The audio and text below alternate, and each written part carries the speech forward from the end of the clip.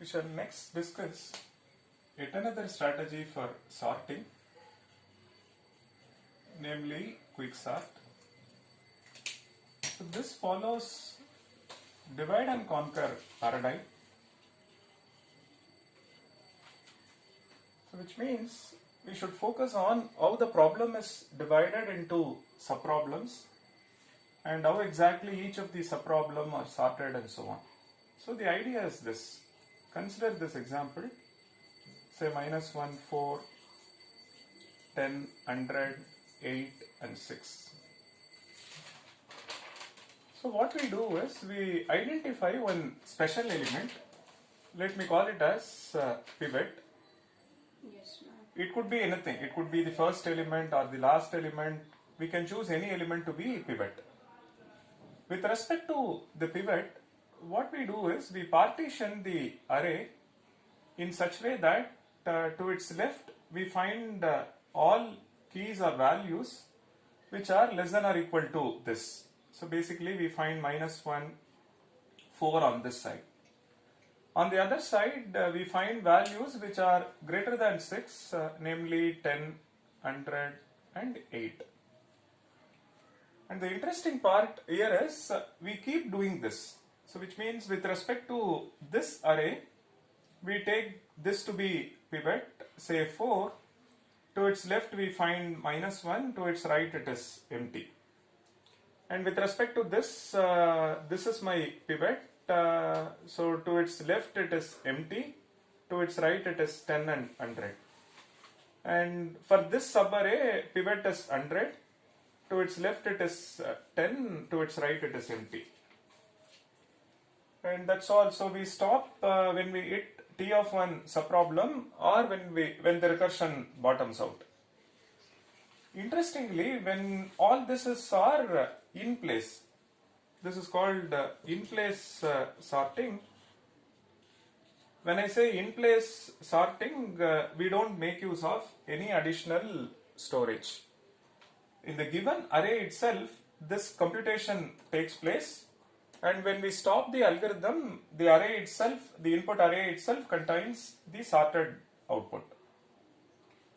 And if you look at say selection sort and bubble sort and insertion, so all these three, also quick, so all these algorithms are in place except few locations for some variables and so on. We don't make use of any additional array and as part of the algorithm. But there are algorithms which are not in place, they require some external storage or out of place algorithm. For example, merge sort. As part of merge sort, we have two sorted subarrays, A1 and A2. To merge them to get a sorted array containing A1 union A2, we make use of an additional array. So this comes under out of place sorting. So it is not, the sorting is not carried out with the help of just the input array. We might need, we make use of additional storage as part of the algorithm. So the interesting part here is when we stop the algorithm, we see that the input array itself contains the sorted sequence. Let's take an example and carry out what I'm talking about. And let's experiment with a couple of examples before we infer some good insights, and subsequently we take those insights forward to get a formal code or an algorithm to compute this. So the idea is this. So let me take this element to be pivot. With respect to this pivot, I start scanning the array from left. As we scan, we make comparisons. So we say compare minus 1 and 6. It is small, so you keep moving right. Then I compare 4 and 6, it is small. And then we compare say 10 and 6, this one is large. And then we compare 100 and 6, this one is large. And then 8 comma 6. So in some sense we maintain a small window and another one is large window. So when I say small window, that small window contains values which are less than or equal to 6. The large window contains all values which are greater than 6. So when we do this, we keep expanding small window, we keep expanding large window. Now what if I find a small element now? What is that I should do? Anyway, for this example we have not seen. But as of now, when you start seeing small values, you expand that window, then you start accumulating this. Now at the end what happens? We hit the pivot. When we hit the pivot, swap pivot with the first element of large window. Okay. Swap 6 with the first element of large window. So now what happens? It becomes minus 1, 4, 6, 100, 8 and 10. This is precisely what this picture was saying. You start scanning the array in such a way that at the end of first pass you see that on one side all values less than or equal to 6, on the other side values greater than or equal to this.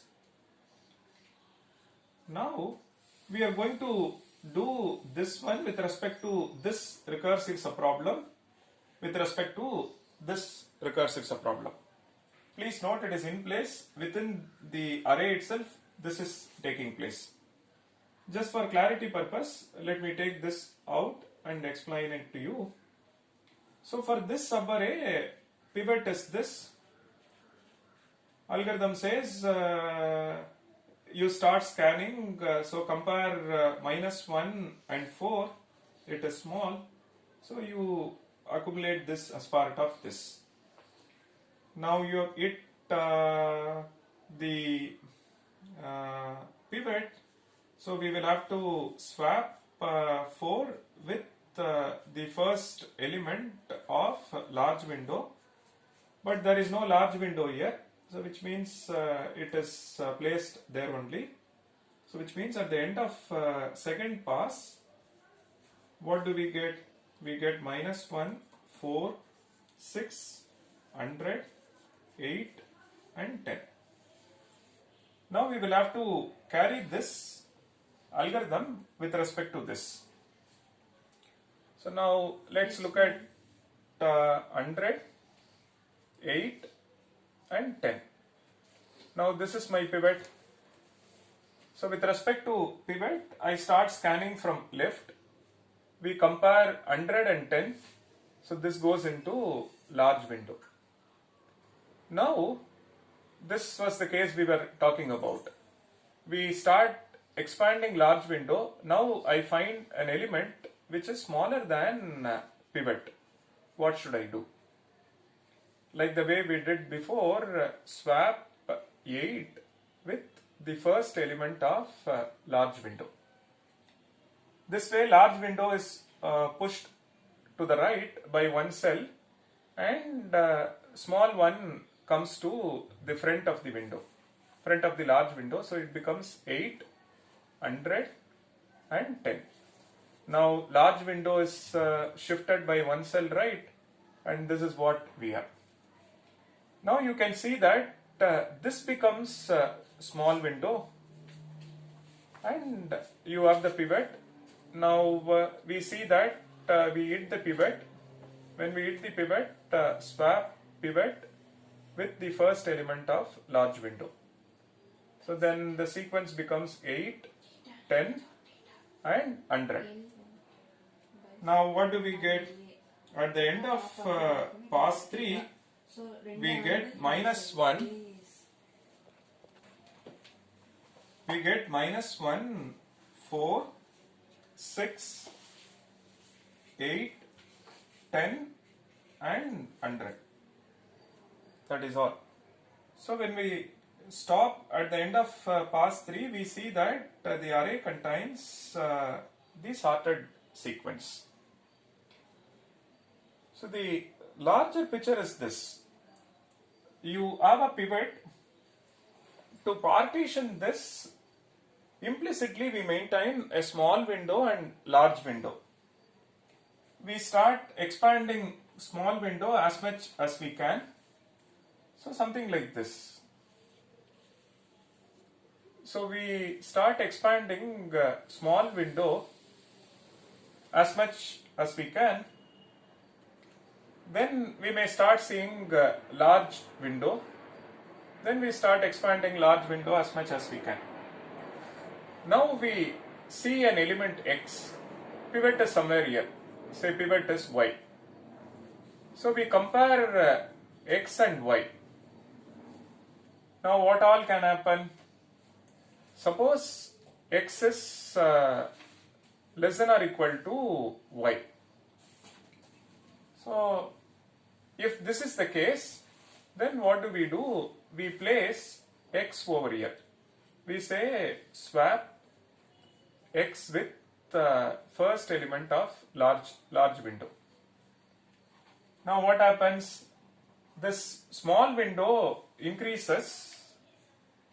From this it increases by one cell. Large window is shifted now. So this becomes small window.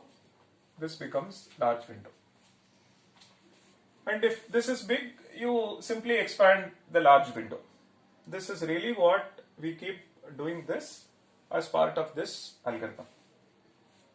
So what we will do is, let us experiment with one more example or case study to understand the insights before we get into the analysis.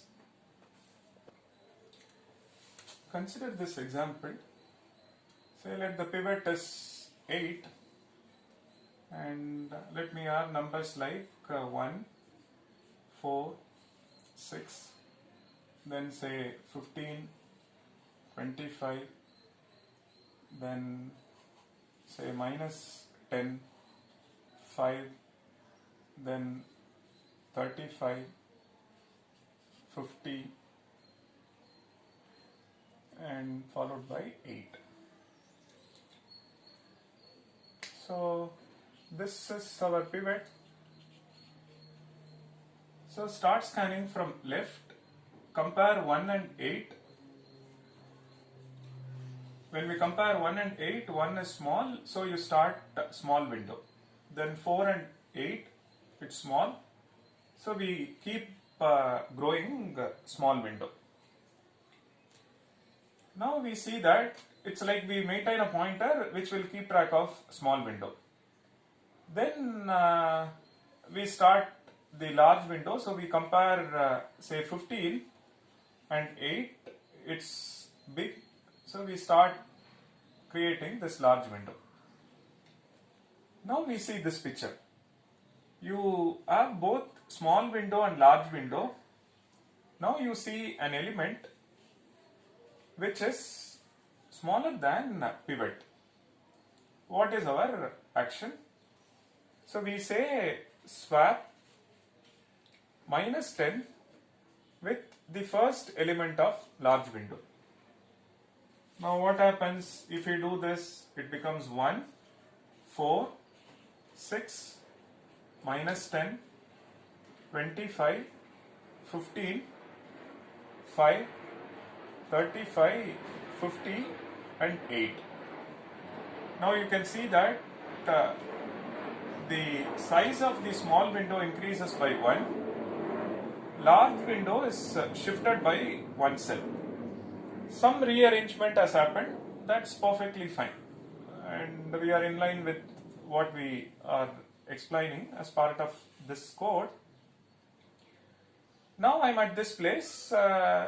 We see an element which is smaller than pivot. What are we supposed to do? It says swap 5 with the first element of large window. So it becomes 1, 4, 6, minus 10. We get 5, 15 and 25. As you can see, when we place it at the end of first place with respect to large window, in some sense we are expanding small window and large window is shifted by one cell right. Now we have 35. We see that it is big. Simply expand the large window. Then we see 50. Again it is big. Expand the large window. At this place we see 8. We hit the pivot. And now when we hit the pivot, our rule says swap 8 with the first element of large window. So it becomes 1, 4, 6, minus 10, 5, 8, 25, 35, 50 and 15. Now you can see that to the left of 8, all values are less than or equal to this. To its right, it is greater than 8. That's really what we get at the end of pass 1. Now one has to keep doing this. If we keep doing this with respect to this part, then we get a sorted sequence for this. Similarly, with respect to this part, if we do it, we get a sorted sequence for this. This one is, one can see quickly. Now this is my pivot. So 25 is large window, 35 is part of large window, 50 is part of large window. We hit the pivot, swap it with the first element. So it becomes 15, 35, 50 and 25. This is what we get. Now this is as it is. Now we shall run one more to see. This is at the end of pass 1, this is at the end of pass 2. We have a couple of more passes. With that we can complete the code. So now at the end of pass 2 we see this. Now this would be our recursive subproblem and this will act as pivot. Now with this, if we go to the next pass, so we see that this part remains as such. 1, 4, 6, minus 10, 5, 8, 15. Now this is our pivot and we compare it with 35 and 25. So this is large. So we start the large window. So large window keeps expanding until this part. Then we hit the pivot. We swap it with the first element of large window. So this becomes 25, 50 and 35. Now this is our recursive subproblem. When we work with this recursive subproblem, this part as it is. Now this is our pivot. With respect to pivot, if you compare, this is our large window. Now we hit the pivot, swap it with the first element of large window. So this becomes 35 and 50. When this is our recursive subproblem, 35 is pivot and 50 is a large window. If you swap it, we get.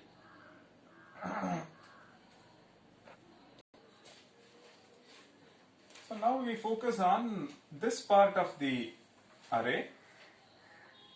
Now when we focus on this part of the array, first this becomes our pivot.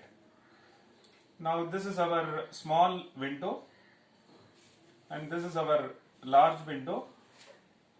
Now when we see an element which is smaller than pivot, swap it with this. So this becomes 1, 4, minus 10 and 6, 5. So large window is shifted one cell right. So this is our large window small window expands by one cell. Now we hit the pivot. It says swap it with the first element of large window, so this becomes 5 6, and so this is what we have. Now this is what we have at the end of pass 5. Rest comes as it is, so 8 15 25 35 50. Now if you focus on this, this is our pivot, and 1 4 is a large window. It says swap it with the first element of large window, it becomes minus 10 4 1, rest all as it is. Now this is what we will get at the end of say pass 6. Then we focus on this part. This becomes our pivot. This is our large window. Then swap it with the first element of large window, so we get minus 10 1 4. The rest comes as it is. So interestingly, this is how the algorithm proceeds in bottom-up fashion. The same thing we have done. With the input array, at the end of first pass, you see pivot in the middle. To its left, the value is less than or equal to 8. To its right, value is greater than 8. Then we apply the algorithm with respect to this part recursively, keeping this principle in mind.